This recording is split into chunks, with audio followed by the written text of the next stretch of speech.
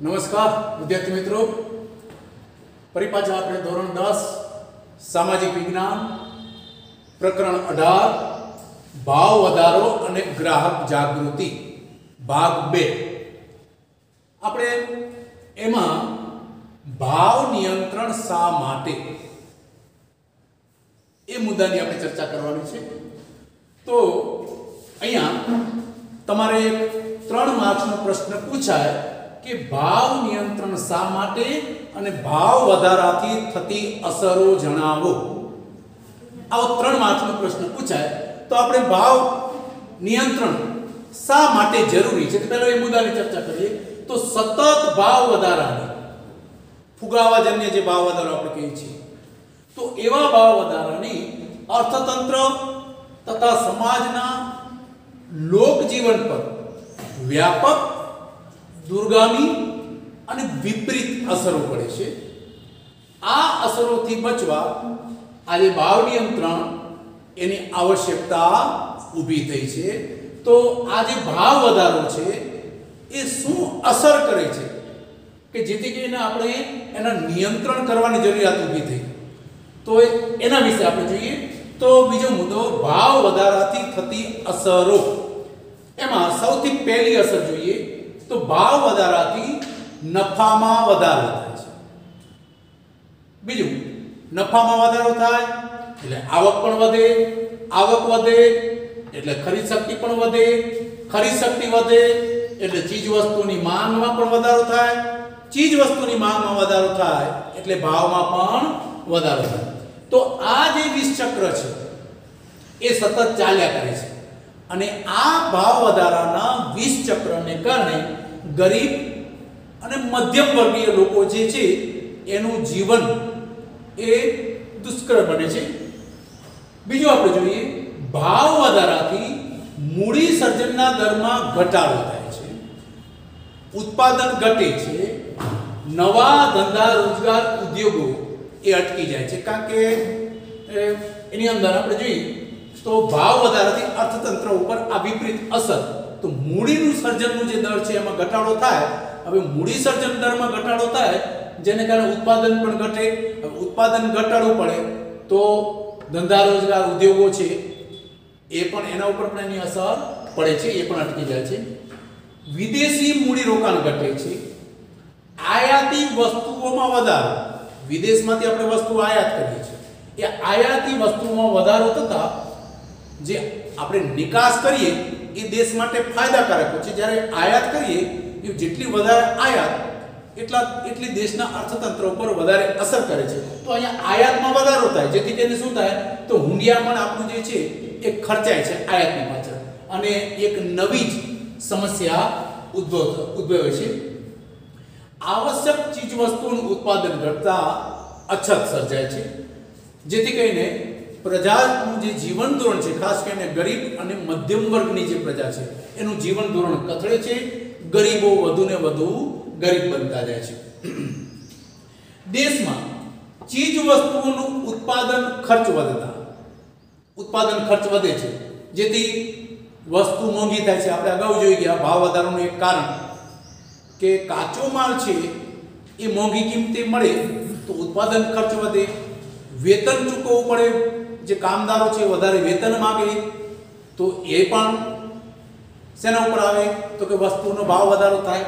તો આ રીતે આપણે જે ઉત્પાદન ખર્ચ કોઈ પણ રીતે કાચા માલની રીતે હોય અથવા તો જે કામદારો છે એના વેતન રૂપે ઉત્પાદન ખર્ચમાં વધારો થાય એટલે વસ્તુની કિંમતમાં ઉત્પાદકે વધારો કરવો પડે છે એટલે વસ્તુ મોંઘી થાય।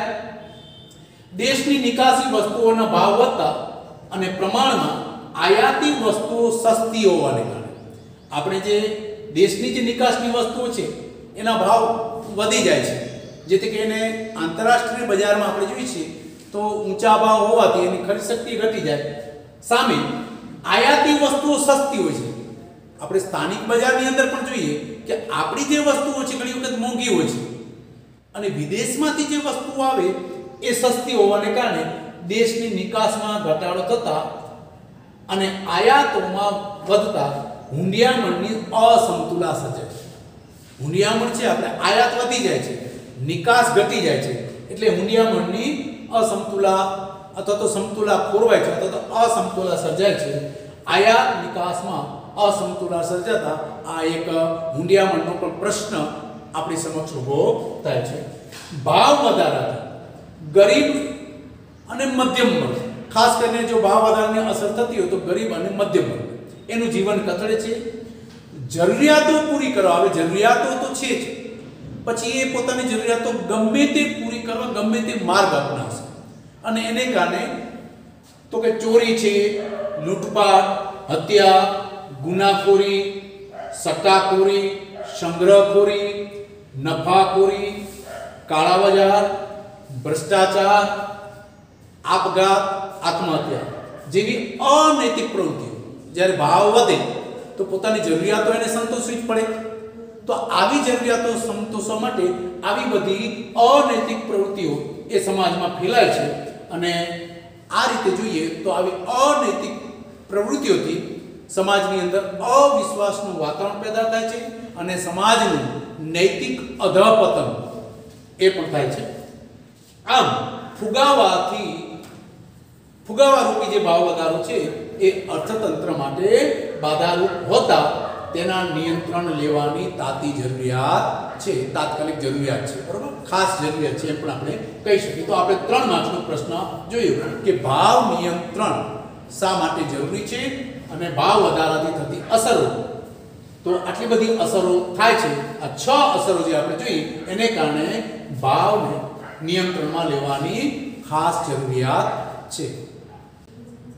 ત્યાર પછી બીજો મુદ્દો આપણે જોઈએ, ભાવ વધારાને નિયંત્રણમાં લેવાના ઉપાયો. હવે વિદ્યાર્થી મિત્રો, અહીંયા પણ તમને 3 માર્ક્સનો પ્રશ્ન પૂછાય કે ભાવ વધારાને નિયંત્રણમાં લેવાના ઉપાયો જણાવી. દાખલા તરીકે નાણાકીય પગલાંની સમજ આપો અથવા રાજકોષીય પગલાંની સમજ આપો અથવા કોઈ પણ બે વિશે સમજ આપો. આ રીતે 3 માર્ક્સનો પ્રશ્ન તમારે પૂછાઈ શકાય. તો અહીંયા ભાવ વધારાને નિયંત્રણમાં લેવાના ઉપાયો આપણે જોઈએ. કુલ 5 ઉપાયો છે, તેમાંથી કોઈ પણ બે પૂછાય અથવા તો કોઈ પણ નામ સાથે નાણાકીય પગલાં એની સમજ આપો. પહેલા કેટલા ભાવ વધારા નિયંત્રણમાં લેવાના 5 ઉપાય એ તમારે લખી અને નાણાકીય પગલાં એની સમજ આપવાની. તો એ રીતે પણ પ્રશ્ન પૂછાય.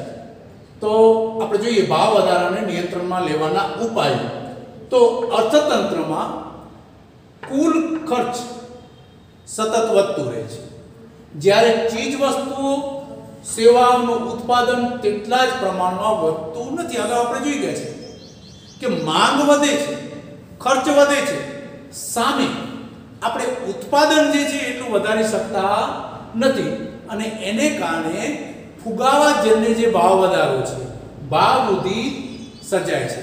હવે આ ફુગાવાજન્ય ભાવ વધારો એ સમસ્યારૂપ છે. આપણે જોઈ ગયા કે શું અસર કરે છે. તો એને નિયંત્રણમાં પણ લેવું જોઈએ. તો એને નિયંત્રણમાં લેવા માટે સરકાર એ નીચે મુજબના પગલાં ભરે છે. એમાં પહેલું આપણે જોઈએ નાણાકીય પગલાં. હવે ભારતની મધ્યસ્થ બેંક, વિદ્યાર્થી મિત્રો તમને ખબર હશે રિઝર્વ બેંક એ ભારતની મધ્યસ્થ બેંક છે. તો ભારતની મધ્યસ્થ બેંક અર્થતંત્રમાંથી નાણાંનો પુરવઠો ઘટાડી દે છે. આપણે ભાવ વધારોનું મુખ્ય કારણ નાણાંના પુરવઠામાં વધારો પહેલું જ આપણે જોયું. તો એને આધારે જ અહીંયા પગલાં ભરવામાં આવે છે કે નાણાં જો બજારમાં હોય તો ખરીદ શક્તિ વધે અને ખરીદ શક્તિ વધે તો સામે માંગ વધે અને માંગ વધે સામે પુરવઠો છે નહીં એટલે ભાવ વધે છે. તો નાણાંનો પુરવઠો જ ઘટાડી દેવામાં આવે જેથી કરીને ઓટોમેટિક ખરીદ શક્તિ ઘટી જશે અને ખરીદ શક્તિ ઘટી જાય તો શું થશે? તો કે જે પુરવઠો છે એ પૂરતા પ્રમાણમાં રહી જશે અને એ પ્રમાણે ઓટોમેટિક ભાવ અંકુશમાં આવી જશે. તો પહેલી વસ્તુ છે કે નાણાંનો પુરવઠો ઘટાડી દે છે જેથી લોકોની ખર્ચની વૃત્તિ ઉપર અંકુશ આવે. ખર્ચની અંદર લોકો કરકસર કરશે, જરૂરી હશે તો જ ખર્ચ કરશે કારણ કે નાણાં છે નહીં એટલે અંકુશ આવે છે. અને આમ ખર્ચ ઉપર અંકુશ આવતા ખરીદ શક્તિ ઘટી જાય છે. ખરીદ શક્તિ ઘટે એટલે માંગ પણ ઘટે છે અને માંગ ઘટે એટલે ઓટોમેટિક જે ચીજ વસ્તુઓ છે એના ભાવ પણ ઘટી જાય છે. એ જ રીતે મધ્યસ્થ બેંક દ્વારા ધિરાણ નીતિમાં વ્યાજના દર ઊંચા કરે છે. આપણે નાણાં વધે છે એના માટે જોઈ ગયા કે સસ્તા દરે લોન આપે, જેથી કરીને બજારમાં નાણું આવી જાય છે અને ખરીદ શક્તિ વધી જાય છે અને ભાવ વધી જાય છે. તો અહીંયા એનાથી ઉલટું કે ધિરાણ નીતિ જે છે એમાં વ્યાજના દર વધારી દે છે. તેથી લોન કે ધિરાણ મોંઘું બને છે. હવે લોન કે ધિરાણ મોંઘું બનશે, જેથી શું થશે કે લોન લેનારા જે જરૂરી હશે તો જ એ લોન કે ધિરાણ લેશે, નહીં તો લોન કે ધિરાણ લેશે નહીં. એટલે સટ્ટાકીય જે રોકાણ છે એ ઓટોમેટિક અટકી જશે. બીજી તરફ વ્યાજના દર વધતા, હવે બેંકોએ વ્યાજના દર વધારી દીધા એટલે શું થશે કે આવી જે સટ્ટાખોરી પાછળ જે નાણું ખર્ચાતું એના બદલે લોકો આવી જે મૂડી છે એ ક્યાં રોકશે? બેંકોમાં રોકશે. તો બચત વૃત્તિમાં વધારો થાય છે અને ડિપોઝિટમાં વિવિધ બચતોના રોકાણ વધે છે. આમ ભંડોળ પ્રાપ્તિના અભાવે સટ્ટાખોરી, સંગ્રહખોરી અટકતા નફાખોરી પર અંકુશ આવી જાય છે, કારણ કે બધું નાણું બેંકોમાં આવી જશે. એટલે સટ્ટાખોરી પ્રવૃત્તિ અટકી જશે, સંગ્રહખોરી પણ અટકી જશે અને એને કારણે નફાખોરી એટલે કે ભાવ વધારા ઉપર અંકુશ આવી જશે. બીજું, બેંક દરમાં વધારો થતા વ્યાપારી બેંકોએ ધિરાણ દર વધારવો પડે છે. તેથી ધિરાણ દર ઘટતા વ્યાજ દર વધતા સટ્ટાખોરીમાંથી વધારાનું નાણું એ ક્યાં આવે છે? તો અર્થતંત્રની અંદર બચત સ્વરૂપે, હમણાં આપણે જોયું એમ બચત સ્વરૂપે પાછું આવતા મૂડી સર્જન વધતા ધંધા રોજગાર ક્ષેત્રો ખુલે છે. બેંકોની અંદર રોકાણ વધારે થશે, મૂડી બધી બેંકોમાં આવશે અને બેંકો જરૂરિયાત હશે એવા લોકોને ધિરાણ કરશે. એટલે જરૂરિયાતવાળા લોકોને ધંધા રોજગાર માટે લોન મળી રહેશે અને એના માટે નવા ક્ષેત્રો પણ ખુલશે અને ઉત્પાદન પણ વધશે. બેંકોની રોકડ અનામતના પ્રમાણમાં વધારો થતા વ્યાપારી બેંકોની શાખા પર નિયંત્રણ આવતા ધિરાણ ઘટે છે. ખુલ્લા બજારમાં સરકારી જામીનગીરીઓનું વેચાણ કરીને વ્યાપારી બેંકોની અને પ્રજાની રોકડ અનામતમાં ઘટાડો થાય છે અને આ રીતે આપણે જોઈએ તો લોકોના હાથમાં નાણું ઓછું રહેશે. હવે નાણું આવશે જ નહીં તો ઓટોમેટિક ખર્ચ કરવાની વૃત્તિ પણ ઘટી જશે, ખર્ચમાં ખરીદ શક્તિ પણ ઘટી જશે અને આ રીતે નાણાંનો પુરવઠો ઘટશે, વપરાશી જે ખર્ચ છે એ પણ ઘટશે અને વપરાશી ખર્ચ ઘટશે એટલે માંગ પણ ઘટશે અને માંગ ઘટશે એટલે ભાવ અંકુશમાં આવશે. તો આ આપણે 3 માર્ક્સના પ્રશ્નની ચર્ચા કરતા હતા કે ભાવ વધારાને નિયંત્રણમાં લેવાના ઉપાયો જણાવો. એ ઉપાયો આપણે લખવાના અને એમાં લખેલું હોય કે નાણાકીય પગલાં એના વિશે સમજ આપો. તો આ 3 માર્ક્સનો પ્રશ્ન. ભાવ વધારાને નિયંત્રણમાં લેવાના ઉપાય. બીજો ઉપાય રાજકોષીય પગલાં. આ પણ તમને 3 માર્ક્સનો પ્રશ્ન પૂછાય કે ભાઈ ભાવ વધારાને નિયંત્રણમાં લેવાના ઉપાયો જણાવી રાજકોષીય પગલાં અથવા જાહેર ઋણ નીતિની સમજ આપો. આવો 3 માર્ક્સનો પ્રશ્ન પૂછાય તો એની આપણે ચર્ચા કરીએ. તો રાજકોષીય નીતિ એટલે શું? સૌપ્રથમ તો વિદ્યાર્થી મિત્રો આપણે અગાઉ પણ કહી રહ્યા છીએ કે સરકારની જાહેર આવક અને ખર્ચ અંગેની નીતિ, કરવેરા વિષયક અને જાહેર ઋણની નીતિ છે એને રાજકોષીય નીતિ તરીકે ઓળખવામાં આવે છે. ટૂંકમાં આવક અને જાહેર આવક અને ખર્ચ અંગેની નીતિ એને રાજકોષીય નીતિ કહે છે. સરકાર પોતાના ખર્ચમાં શક્ય હોય ત્યાં સુધી ઘટાડો કરે છે, જેટલું શક્ય હોય એટલો ઘટાડો કરે છે પોતાના ખર્ચમાં.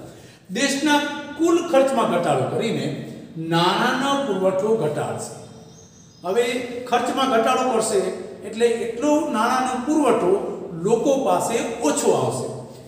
જે યોજનાઓ પાછળ મોટા પ્રમાણમાં ખર્ચ થતો હોય અને આવી જે યોજનાઓ છે જેનો તાત્કાલિક કોઈ લાભ થવાનો ન હોય, તાત્કાલિક કોઈ ફાયદો ન થવાનો હોય, તો આવી યોજનાઓને લાંબા ગાળાની જે યોજનાઓ છે એને થોડા ઘણા સમય માટે બંધ કરી દેવી નહીં પણ મુલતવી રાખવામાં આવે છે. તો આવી જે યોજનાઓ છે કે જેમાંથી લાંબા ગાળે ફાયદો થાય એવી યોજનાઓ છે, એવી યોજનાઓને થોડા સમય માટે મુલતવી રાખે છે. વહીવટી ખર્ચ, કરકસર અને બિનજરૂરી ખર્ચમાં સરકાર ઘટાડો કરે છે. તો આવા જે પગલાઓ ભરશે, યોજનાકીય ખર્ચ એ ઓછો થઈ જશે, પછી વહીવટી ખર્ચ એમાં પણ ઘટાડો કરશે, બિનજરૂરી જે ખર્ચાઓ છે સરકારના એ પણ ઘટાડી દેશે. તો આવા શક્ય હોય ત્યાં સુધી દેશના કુલ ખર્ચમાં સરકાર ઘટાડો કરશે, જેથી કરીને એટલું નાનું બજારમાં ઓછું આવશે, અને એટલું નાનું ઓછું આવશે એટલે ઓટોમેટિક ખરીદ શક્તિ ઘટશે, અને ખરીદ શક્તિ ઘટે એટલે માંગ ઘટે, અને માંગ ઘટે એટલે ઓટોમેટિક ભાવ અંકુશમાં આવી જશે. કરવેરાની નીતિ અન્વયે જોઈએ તો સરકાર લોકો પાસેના ખર્ચવા પાત્ર રકમનો પુરવઠો ઘટે, લોકોની ખર્ચ શક્તિ જે છે એ ઘટે, એના માટે ચાલુ કરવેરાઓમાં વધારો કરે છે. સરકાર એની પાસેથી કરવેરા રૂપે અમુક રકમ લઈ લે છે, તો જેથી કરીને લોકોના હાથમાં રકમ ઓછી રહેશે, અને ઓછી રકમ રહે તો ખર્ચ પણ ઓછો કરશે. બીજું, આવક વેરો, કંપની વેરો, મિલકત વેરો એ પણ વધારવામાં આવે છે. બીજું, નિકાસ પર નિયંત્રણ, જેથી કરીને આપણે અગાઉ જોઈ ગયા કે વિદેશની બજારમાં ભારતીય વસ્તુઓની કદાચ માંગ હોય પણ નિકાસ ઉપર નિયંત્રણ હોય તો એ વસ્તુઓ અહીંયા જ રહેશે, જેથી કરીને નિકાસ થતી નથી. એટલે પુરવઠો છે એ જે માત્રામાં છે એ માત્રામાં પૂરેપૂરો આપણી જે જરૂરિયાત છે એ પ્રમાણે રહેશે, અને એને કારણે પણ આ માલની અછત સર્જાશે નહીં, અને ઓટોમેટિક ભાવ અંકુશમાં આવશે. બીજું કે આયાતો પર ઊંચા દરે જકાત. બીજું આપણે જોઈએ કે આયાત વધે છે, નિકાસ ઘટે છે, આયાત વધે છે, એટલે આયાત અને નિકાસ એના વચ્ચે અસમતુલન સર્જાય છે. તો આ સંતુલન જાળવવા માટે નિકાસ પર નિયંત્રણ અને આયાતી જે વસ્તુઓ છે એના ઉપર પણ ઊંચી જકાત નાખે છે, જેથી કરીને જે આયાતી વસ્તુઓ છે એ મોંઘી મળતી થાય. હવે મોંઘી મળે એટલે એની પણ લોકો આયાત ઓછી કરશે, એટલે આયાતનો દર પણ ઘટી જશે, એટલે વિદેશી જે ઊંડિયામણ આપણું જે બહાર જાય છે એ પણ ઘટી જશે. જાહેર ઋણની નીતિ અનુસાર જોઈએ તો સરકારે લોનો બહાર પાડીને કે ફરજિયાત બચત યોજના, તમારી જે આવક છે એનો અમુક ટકા ભાગ ફરજિયાત બચત કરવાની આવી જેવી સ્કીમો એ લાવીને સમાજમાંથી થતા કુલ ખર્ચને મર્યાદિત કરવા પ્રયત્ન કરે. ફરજિયાત બચત યોજના લાવશે, તમારી આવકનો અમુક ટકા હિસ્સો એ ફરજિયાત બચત કરવાનો, અને એનું સરકાર ઊંચું વ્યાજ આપે. એને કારણે શું થાય કે આવી જે રકમ છે એ લોકો બચત કરશે, અને એ પ્રમાણે ખર્ચને લોકો જે ખર્ચ કરવાની જે શક્તિ છે એના ઉપર મર્યાદા આવી જશે. તો એ મર્યાદા લાવવાનો પ્રયત્ન કરે છે. બચત માટે પ્રોત્સાહકીય પગલાં, બચત વધુમાં વધુ લોકો બચત કરતા થાય એના માટે પ્રોત્સાહન આપે છે. જાહેર કર્જોનું પ્રમાણ પણ ઘટાડે છે. સરકાર સબસિડી રૂપી જે સહાય છે, ઘણી બધી વસ્તુઓ જેવી છે કે એની અંદર સબસિડી આપવામાં આવે છે. હવે સબસિડી આપવામાં આવે તો આવી સબસિડી જે છે એની સહાયમાં સરકાર છે એ ઘટાડો કરે છે. પ્રત્યક્ષ કરવેરાનું પ્રમાણ અને વ્યાપ એ વધારે છે, જેથી કરીને સરકારની આવકમાં વધારો થાય. શ્રીમંતોની જે મોજ શોખની વસ્તુઓ છે એના ઉપર ઊંચા કરવેરા નાખે છે, જેથી કરીને તેનું ઉત્પાદન, કારણ કે આ વસ્તુ મોંઘી થાય એટલે ખરીદ શક્તિ ઘટે, એનું ઉત્પાદન પણ ઘટે. એનું ઉત્પાદન ઘટતા હવે આવા જે ઉત્પાદકો છે એ આવશ્યક ચીજ વસ્તુઓનું ઉત્પાદન ઉપર ધ્યાન આપશે, એટલે આવશ્યક ચીજ વસ્તુઓનું ઉત્પાદન વધશે, અને એને કારણે પણ ભાવ વધારો અંકુશમાં આવશે. તો આમ આ પગલાં થકી હાથમાં આવકનું પ્રમાણ ઘટશે, અને એને કારણે ખર્ચ કરવાની જે વૃત્તિ છે એના ઉપર અંકુશ આવશે, એટલે ખર્ચ પણ ઘટી જશે. ખર્ચ ઘટશે એટલે ખરીદ શક્તિ ઘટશે, વસ્તુની માંગ ઘટશે, અને જે અંતે ભાવ ઘટાડામાં પરિણમશે. તો આપણે આ બીજું કારણ રાજકોષીય પગલાં, ભાવ વધારાને નિયંત્રણમાં લેવાના ઉપાયો જણાવી રાજકોષીય પગલાં વિશે સમજ આપો. આ 3 માર્ક્સનો પ્રશ્ન આપણે જોયો. ભાવ વધારાને નિયંત્રણમાં લેવાના ઉપાયોમાં ત્રીજો ઉપાય મૂડી રોકાણ પર અંકુશ. બિનજરૂરી કે મોજ શોખની વસ્તુઓ પાછળ મૂડી રોકાણ ઘટે તે માટે લાયસન્સ કે પરવાના પદ્ધતિ અમલમાં મૂકવામાં આવી છે. કારણ કે બિનજરૂરી વસ્તુ પાછળ જે મૂડી રોકાણ છે એ ઘટાડવા માટે. હવે બિનજરૂરી વસ્તુઓ પાછળ મૂડી રોકાણ ઘટે જેથી કરીને કૃષિ ઉત્પાદનો અને બીજા જે જરૂરી ચીજ વસ્તુઓનું ઉત્પાદન કરતા એકમોની સંખ્યા વધે અને એમાં મૂડી રોકાણ થાય. તો આ એને ઉત્તેજન આપવાનો હેતુ છે. બીજું, સટ્ટાકીય મૂડી રોકાણ ઘટે, આવશ્યક વસ્તુઓનું ઉત્પાદન વધે, ઉત્પાદન શક્તિ વધે, આવા પ્રોત્સાહક પગલાં લેવાવા જોઈએ. કે ભાઈ સટ્ટાકીય જે પ્રવૃત્તિ છે એની અંદર જે મૂડી રોકાણ છે એ ઘટે, પછી આવશ્યક વસ્તુઓનું ઉત્પાદન વધે. અહીંયા આપણે જોઈ ગયા કે જે મોજ શોખની વસ્તુઓ પાછળ મૂડી રોકાણ થાય છે ઘટાડવા માટે પરવાના પદ્ધતિ, તો એક સારી બાબત. તો એ રીતે જ આવશ્યક વસ્તુઓનું ઉત્પાદન વધે, ઉત્પાદન શક્તિ વધે, એવા પ્રોત્સાહક પગલાં લેવા જોઈએ. વ્યાજના દર વધારીને બેંકો દ્વારા વ્યાજના દર વધારવામાં આવે જેથી કરીને આવી સટ્ટાકીય અથવા તો બાકીની જે વસ્તુ છે એની પાછળ જે મૂડી રોકાણ થાય છે એ મૂડી રોકાણ ઓટોમેટિક ઘટી જશે. સંગ્રહ કરીને તો એની પાછળ જે થતું મૂડી રોકાણ ઘટી જશે અને એ બધો પૈસો બેંકમાં આવશે અને બેંક દ્વારા જરૂરિયાતમંદ લોકોને, જેને ઉદ્યોગો ખરેખર જેને મૂડીની જરૂર છે એવા લોકોને એ જે મૂડી છે એ વ્યાજ સ્વરૂપે આપવામાં આવશે. એટલે ઔદ્યોગિક વિકાસ પણ થશે. ઔદ્યોગિક વિકાસ થતાં ઉત્પાદન પણ વધશે અને દરેક લોકોની જરૂરિયાતો પણ સંતોષાશે. તો એ રીતે બચત વૃત્તિને ઉત્તેજિત કરીને મૂડી સર્જન વધે તેવા પ્રયાસો કરવા જોઈએ. તો આ મૂડી રોકાણ પર અંકુશ. ચોથું આપણે જોઈએ ભાવ નિયમન અને માપદંડી. ભાવ નિયમન અને માપબંધી. જાહેર વિતરણ પ્રણાલી. વ્યાજબી ભાવની દુકાનો દ્વારા જે જાહેર વિતરણ પ્રણાલી, ચોખા, ઘઉં આવી જે વસ્તુ આપવામાં આવે છે એની આપણે ચર્ચા કરીએ. તો ભાવ વધારને અંકુશમાં લેવા જાહેર વિતરણ પ્રણાલી ભારતમાં 1977 થી અમલમાં આવી હતી.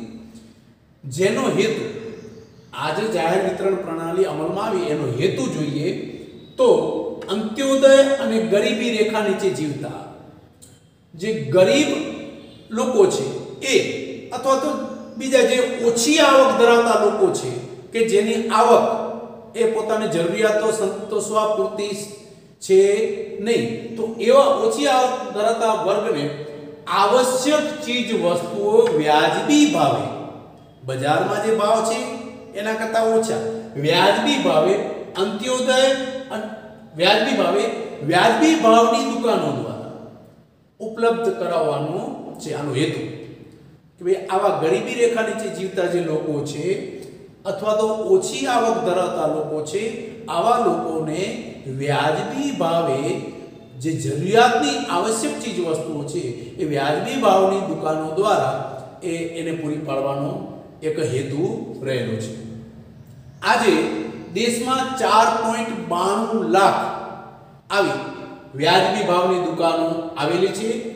અહીં જે વસ્તુઓ વેચાય છે એ વસ્તુઓમાં બજારમાં જે ભાવ છે એના કરતા ભાવ ઓછા હોય છે અને આ ઓછા ભાવે એ આવા અંત્યોદય અથવા તો ગરીબી રેખા નીચે જીવતા અથવા તો ઓછી આવક ધરાવતા લોકોને આ ચીજ વસ્તુઓ ઓછા ભાવે, બજાર કરતા ઓછા ભાવે આપવામાં આવે છે. હવે જે બજારમાં ભાવ છે અને વ્યાજબી ભાવની દુકાનોમાં ભાવ છે એ બંને વચ્ચેનો તફાવત છે એ તફાવત એ સરકાર ચૂકવે છે, જેને સબસિડી કહેવામાં આવે છે. એક ઉદાહરણ જોઈએ કે દાખલા તરીકે ઘઉં છે, બજારમાં 15 રૂપિયા કિલો ઘઉં હોય અને આપણે જોઈ ગયા કે ભાઈ અહીંયા 35 કિલા ઘઉં જે એક કુટુંબ દીઠ આપવામાં આવે છે એ દાખલા તરીકે 7 કે 8 રૂપિયા કિલો આપવામાં આવતા હોય તો બાકીનો જે 7-8 રૂપિયાનો ફરક રહે કિલા પાછળ એ સરકાર ચૂકવે છે અને આ 7-8 રૂપિયા એક કિલા પાછળનો જે ખર્ચ સરકાર કરે છે એને સબસિડી કહેવામાં આવે છે. કૃત્રિમ અછત, સંગ્રહખોરી, કાળા બજાર અને મન ફાવે તેમ ભાવ વધારો કરી દે. સંગ્રહખોરી કરીને કે કૃત્રિમ અછત ઊભી કરીને અને મન ફાવે તેમ ભાવ વધારી દેવા, તો આવી જે પરિસ્થિતિ ઉદ્ભવે છે અને એને કારણે ગરીબોનું જીવન દુષ્કર બની જાય છે. તો આવી પરિસ્થિતિની સામે ગરીબોના જીવનને ટકાવી રાખવા માટે આ જાહેર વિતરણ પ્રણાલી છે એ ખૂબ જ આશીર્વાદરૂપ છે. આ વ્યવસ્થાની સફળતા, કોઈ પણ વ્યવસ્થા હોય, કોઈ પણ સરકારી યોજનાઓ બહુ સારી હોય છે, પણ દરેક યોજનાની સફળતાનો આધાર એ એની કુશળ, કાર્યદક્ષ, એ વહીવટી ક્ષમતા, એ અધિકારીઓ, એ દુકાનદારો એના ઉપર રહેલું હોય છે.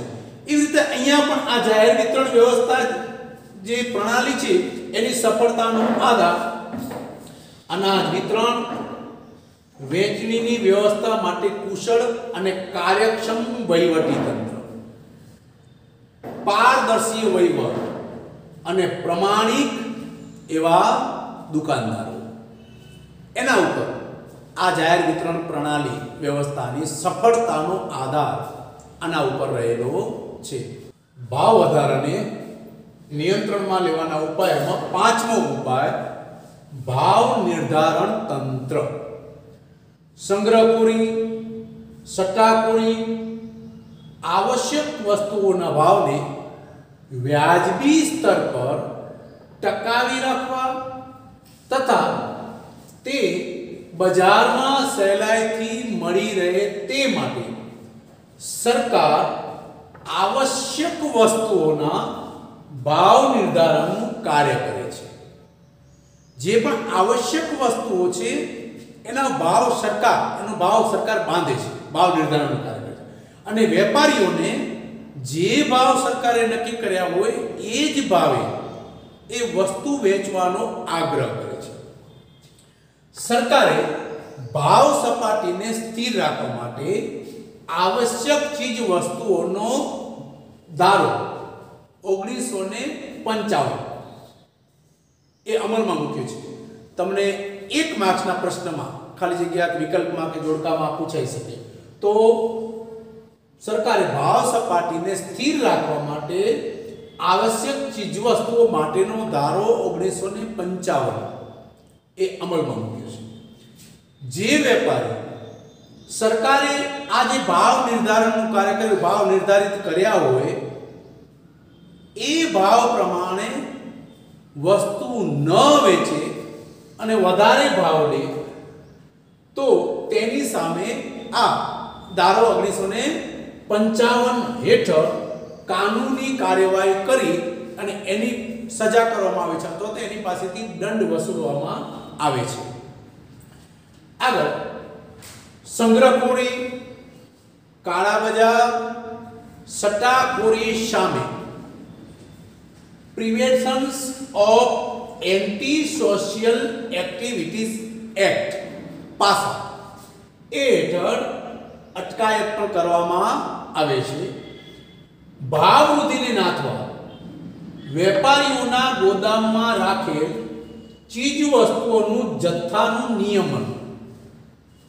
આમ તો એક કાયદો જ છે 1955 હેઠળ કે ભાઈ તમારા વેપારીઓનું જે ગોદામ હોય ત્યાં સ્ટોક પત્ર રાખવું ફરજિયાત છે અને સ્ટોક પત્રની અંદર ખરેખર ગોદામમાં કેટલો માલ છે એની નોંધ એમાં હોવી જોઈએ. ઉઘડતો સ્ટોક, બંધ સ્ટોક, સાંજ પડે એટલે બંધ સ્ટોક આટલો માલ છે, સવારમાં થાય એટલે ઉઘડતો સ્ટોક આટલો છે, પછી જે વપરાય સાંજે વળી પાછો એમાં બાદ બાકી થઈ અને બંધ સ્ટોક આટલો, એ રીતે સ્ટોક પત્રક પણ રાખવું જોઈએ. તો ચીજ વસ્તુના જથ્થાનું નિયમન, ચેકિંગ, આપણે જે હમણાં વાત કરી તે સ્ટોક પત્રો, ભાવ પત્ર, દરેક દુકાનદારે જે આવશ્યક ચીજ વસ્તુઓ છે એના ભાવનું દરરોજના ભાવનું બોર્ડ એ એની દુકાનની બહાર એને રાખવું આ કાયદા હેઠળ ફરજિયાત છે. પણ આપણે જોઈએ છીએ, તમે કોઈ પણ વસ્તુ ખરીદવા ગયા હશો અને જોયું હશે કે એ વસ્તુઓના ભાવ ક્યાંય લખેલા હોતા નથી. ફક્ત દેખાવ પૂરતું એક બોર્ડ હોય છે જે આ કાયદાની વિરુદ્ધમાં છે, એમાં ભાવ લખેલા હોતા નથી. પણ આ કાયદા પ્રમાણે એના ભાવપત્ર, દરરોજના જે ભાવો હોય, જે આવશ્યક ચીજ વસ્તુઓ છે એના ભાવપત્રક રાખવું જોઈએ, એને પ્રદર્શિત કરવું જોઈએ. એટલે બહાર લોકો જોઈ શકે એ રીતે એ ભાવપત્રક રાખવું. પ્રદર્શિત કરવા અંગેની કાનૂની જોગવાઈઓ, તેના ઉલ્લંઘન માટે કડક શિક્ષાત્મક પગલાં પણ છે. પણ થોડીક જાગૃતિનો અભાવ, આપણે ગ્રાહક જાગૃતિમાં જોશું, એક જાગૃત ગ્રાહક તરીકે આપણી પણ એક ફરજ હોય છે કે આવું ક્યાંય પણ થતું હોય તો આપણે જે તે જે અધિકારી છે એનું આપણે ધ્યાન દોરવું જોઈએ. તો એના ઉલ્લંઘન માટે કડક શિક્ષાત્મક પગલાં ભરી ભાવ વૃદ્ધિને નાથવાના પ્રયાસ પણ સરકાર દ્વારા થાય છે. આપણે જોઈ ગયા કે કાયદો હોય કે યોજના હોય, સરકારનું કામ છે કાયદા ઘડવાનું, યોજનાઓ કરવાનું, પણ એનો અમલ કઈ રીતે થાય એના માટે થોડીક લોકોમાં જાગૃતિ હોવી એ પણ ખૂબ જ જરૂરી છે. તો જ એની સફળતાનો આધાર રહે છે. આગળ સરકારે અત્યાર સુધીમાં ડુંગળી, ચોખા, કપાસ, સિમેન્ટ, ખાદ્ય તેલ, પેટ્રોલ, ડીઝલ, રાંધણ ગેસ, કેરોસીન, ખાંડ, એલ્યુમિનિયમ, લોખંડ, પોલાદ, રેલવે નૂર, રેલવેના જે ભાડા હોય છે, વગેરે ભાવો ભાવ નિર્ધારણ તંત્રના આધારે નક્કી કર્યા છે. કેટલીક જીવન રક્ષક દવાઓ પણ આમાં આવરી લેવામાં આવી છે.